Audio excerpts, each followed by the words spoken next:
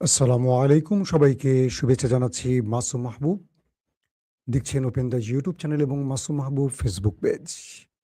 পৃথিবীর যেই প্রান্ত থেকে যারা দেখছেন সবার জন্য আমার ভালোবাসা আর শুভেচ্ছা। আজকের সকালের লাইভ সেশনে বেশ কিছু ব্রেকিং খবর আছে। ইরান এবং আমেরিকার মধ্যে আবারও হামলা পাল্টা হামলার ঘটনা ঘটেছে। ইরান আমেরিকার ৫ম নৌবহরের সদর দফতরে ব্যাপক অ্যাটাক করেছে। দ্বিতীয় গুরুত্বপূর্ণ খবর, এবার নতুন অস্ত্র ব্যবহারের ঘোষণা দিয়েছে ইরান। বিশ্লেষকরা বলছে ইরান কি তবে নিউক্লিয়ার হুমকি দিচ্ছে? ৩ নম্বর, পাকিস্তানের গিলগিট বাল্টিস্তান নিয়ে আবারও উত্তপ্ত রাজনীতি। ইমরান খান কি পারবেন সকল ষড়যন্ত্র মোকাবেলা করতে? ৪ নম্বর, হঠাৎ করে মমতা বন্দ্যোপাধ্যায় বাংলাদেশকে উদ্দেশ্য করে শহীদ ওসমান হাদিকে নিয়ে কি ইঙ্গিত করলেন যাতে করে নরেন্দ্র মোদী আবারও আন্তর্জাতিকভাবে চাপে পড়ে গেল? দর্শক, আরো বেশ কিছু খবর থাকবে, সব মিলিয়ে আজকের সকালের লাইভ সেশন। প্রথমে আমি ওসমান হাদির সংবাদটি দিয়ে শুরু করতে চাই। বাংলাদেশের জনপ্রিয় একজন তরুণ রাজনীতিক ওসমান হাদি, তিনি ঢাকাতে একটি আসনে নির্বাচনকালীন সময় আততায়ীর গুলিতে নিহত হন। পুরো বাংলাদেশ ওসমান হাদির জন্য জেগে ওঠে। সরকার বিচার করবে আশ্বাস দেওয়ার পরও আমরা একসময় দেখেছি ইউনূস সরকার চলে গেল, নতুন সরকার এলো, ওসমান হাদির ইস্যুটি ধামাচাপা পড়ে গেল। অর্থাৎ ৫৪ বছরের বাংলাদেশে যেটি হয়, কোন একটি বিষয়ে আলোচনায় আসে, গণমাধ্যম প্রতিদিন সেটাকে কভারেজ দিয়ে ভিউ বাড়ায়, আস্তে আস্তে নতুন ঘটনা আসে, সেই বিষয়টি ধামাচাপা পড়ে। তবে ধামাচাপা সেই ঘটনারই পরে যেটাতে গুরুত্বপূর্ণ কুশীলবরা জড়িত থাকে, দেশি বিদেশি ষড়যন্ত্রকারীরা জড়িত থাকে, সেই ঘটনাগুলি আমরা দেখি শেষে ধামাচাপা পড়ে। আমরা তনু হত্যা থেকে শুরু করে সাগরুণী হত্যা থেকে শুরু করে দেখেছি এগুলোর কোনো কুল কিনারা হয়নি। অনেকে বলছেন ওসমান হাদির হত্যারও কোনো কুল কিনারা হবে না, কারণ এটার সাথে দেশি বিদেশি ষড়যন্ত্রকারীরা জড়িত আছেন। আশা করি বুঝতে পেরেছেন তারা কারা। তবে হঠাৎ করে ভারতের সাবেক মুখ্যমন্ত্রী মমতা তার একটি বক্তব্য ঘিরে আবারও নেট দুনিয়া এবং সংবাদ মাধ্যম সরব হয়ে উঠেছে। মমতা বন্দ্যোপাধ্যায় বলেছেন, বাংলাদেশে একজন জনপ্রিয় রাজনীতিক তরুণ অ্যাক্টিভিস্ট, অর্থাৎ ওসমান হাদিকে ইঙ্গিত করে তার যে উপমাগুলো সবগুলো দিয়ে বলেছেন, তাকে হত্যা নিয়ে তাকে ভারতের স্বরাষ্ট্রমন্ত্রী অমিত শাহ চুপ থাকতে বলেছেন। মমতা বন্দ্যোপাধ্যায় স্পষ্ট করে বুঝিয়েছেন এই হত্যার সাথে নরেন্দ্র মোদী এবং অমিত শাহ জড়িত। তারা এই হত্যাকাণ্ডটি, মানে বাংলাদেশের এই তরুণকে হত্যার পেছনে ভারত দায়ী, এই বিষয়টি ইঙ্গিত করে মমতা বলেছেন আমাকে চুপ থাকতে বলা হয়েছে, আমি দেশের স্বার্থে চুপ রয়েছি।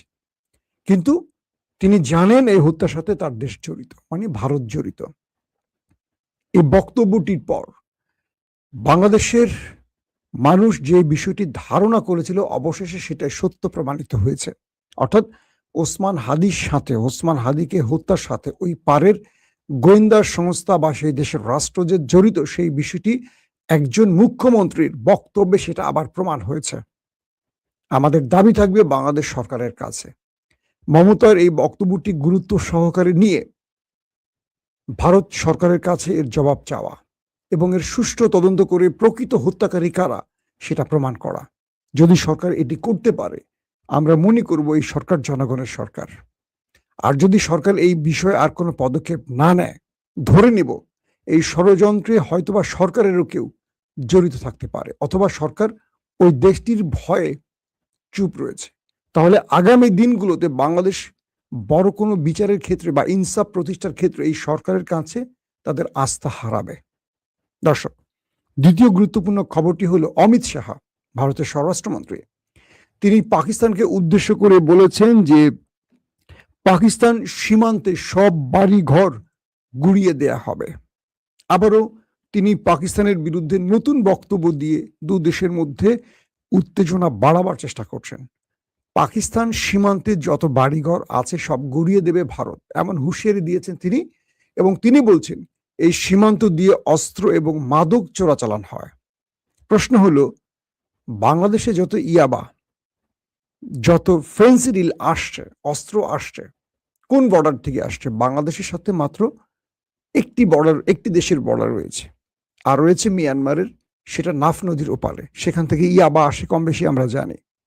কিন্তু অস্ত্র, আরো যে মাদক, গাঁজা কিংবা ফেন্সিডিল সহ আরো যে আসে মানে মাদক, কোন দেশ থেকে আসে? কিন্তু অমিত শাহ এই বিষয়টি কিছু বলেনি। বাংলাদেশের যুব সমাজের হাতে ভারত যে মাদক এবং অস্ত্র তুলে দিচ্ছে এই দেশের যুবকদের ধ্বংস করতে, সেই বিষয়ে অমিত শাহ কিছু বলেনি। তবে পাকিস্তান থেকে নাকি এরকম অস্ত্র মাদক আসছে, যে দেশটি সবচেয়ে বেশি মাদক বিক্রি করে সে আরেক দিকে আঙুল তুলছে।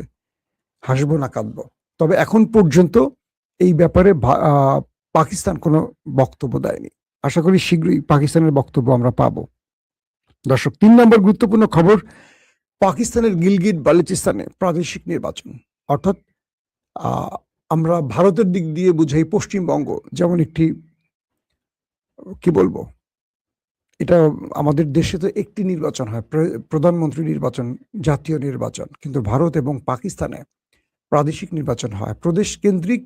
এটা ওরা বলে ওদের ভাষায় সুবে, বা ওরা বলে আমাদের যেমন মমতা বন্দ্যোপাধ্যায় পশ্চিমবঙ্গের, তিনি মুখ্যমন্ত্রী ছিলেন বা চিফ মিনিস্টার ছিলেন, আর প্রধানমন্ত্রী হয় রাষ্ট্রের প্রধানমন্ত্রী যিনি। তো গিলগিট বালুচিস্তান একটি প্রদেশ পাকিস্তানের, সেখানে নির্বাচন আসন্ন, কিন্তু সেই নির্বাচন ঘিরে এখন ব্যাপক উত্তেজনা চলছে। পিটিআই সেখানে প্রার্থী দিলেও পিটিআইকে কোনো অ্যাক্টিভিটিস করতে দেয়া হচ্ছে না। পিটিআইয়ের কোনো সেন্ট্রাল লিডারকে গিলগিট বালুচিস্তানে প্রবেশ করতে দেয়া হচ্ছে না। যারাই গিলগিট বালুচিস্তানে যাচ্ছেন, গিলগিট বালুচিস্তান সীমান্তে তাদেরকে আটকে দেয়া হচ্ছে, ফেরত পাঠানো হচ্ছে। অন্যদিকে নওয়াজ শরীফ, তিনি গিলগিটে যাচ্ছেন, মরিয়ম যাচ্ছেন, আরো যারা ভিন্ন দলের আছে তাদেরকে সেনাবাহিনী অবাধে চলাচলের সুযোগ করে দিয়েছে। বলা হচ্ছে আসিফ মনির গিলগিট বালুচিস্তান তার পছন্দের প্রার্থীকে বিজয়ী করার জন্য সব রকম ষড়যন্ত্র করছেন, কিন্তু পিটিআইকে হারাবার জন্য যত রকম কলা কৌশল আছে, কারচুপির ব্যবস্থা আছে, সব করছেন আসিফ মনিরের সেনাবাহিনী। তারপরও গিলগিট বালুচিস্তান একটা বড় চ্যালেঞ্জ করতে যাচ্ছে পিটিআই, কারণ এখানে বিগত সময় যিনি মুখ্যমন্ত্রী ছিলেন তিনি পিটিআইর প্রার্থী ছিলেন এবং তিনি ছিলেন এবং ইমরান খানের একজন অন্যতম সাহসী লড়াকু সেনা ছিলেন। এবার তাকে নির্বাচন করতে দিচ্ছে না, পরিবর্তে তার মাকে দাঁড় করানো হয়েছে। তারপরও নির্বাচন কমিশন এবং সেনাবাহিনী একের পর এক ষড়যন্ত্র করছে পিটিআইয়ের বিরুদ্ধে, একদম প্রকাশ্যে পিটিআইয়ের বিরুদ্ধে ষড়যন্ত্র করছে, একদম স্পষ্ট। পারলে ভোটারদের ধরে ধরে বাড়ি ফেরত পাঠাবে, এরকম একটা অবস্থা। পাশাপাশি আজাদ কাশ্মীরেও নির্বাচনের ডামাডোল চলছে। আমরা এই দুটো প্রসঙ্গে নিয়ে আপনাদের মোটামুটি খবর দেওয়ার চেষ্টা করবো প্রতিদিন কি চলছে। এই দুটো প্রদেশ বিজয় ইমরান খানের জন্য খুবই গুরুত্বপূর্ণ। দর্শক, আসছি 3 নম্বর গুরুত্বপূর্ণ খবর। ইরানের কয়েকটি গুরুত্বপূর্ণ পজিশন থেকে গুরুত্বপূর্ণ ব্যক্তিরা বলেছেন, যদি আমেরিকা ইসরায়েল ইরানে নতুন করে হামলা করে তবে তাদের জন্য বড় বড় কিছু সারপ্রাইজ ইরান প্রস্তুত করে রেখেছে। আইআরজিসির একজন জেনারেল বলেছেন যে আমরা শত্রুকে মোকাবেলায় এমন ভয়ঙ্কর অস্ত্র প্রস্তুত রেখেছি যেটা শত্রু কল্পনাও করতে পারে না। ঠিক এই বক্তব্যটি ঘিরে আন্তর্জাতিক মহলে নানান রকম প্রশ্ন উঠেছে। মার্কিন এবং পশ্চিমা দুনিয়ার বড় বড় সামরিক ব্যক্তিরা বলছেন, তবে কি ইরান নিউক্লিয়ার হুমকি দিচ্ছে? ইরান কি তবে নিউক্লিয়ার বানিয়ে ফেলেছে? এই একটি বক্তব্য ঘিরে এখন নানান রকম চাঞ্চল্যকর তথ্য আসছে। ইরানের হাতে ভয়ঙ্কর সেই অস্ত্রটি কি আসলে? ইরান এ যাবৎ যুদ্ধকালীন সময় যত ধরনের মিসাইল ব্যবহার করেছে এর মধ্য থেকে সবচেয়ে ভয়ঙ্কর অস্ত্রের কথা কেন বলছে?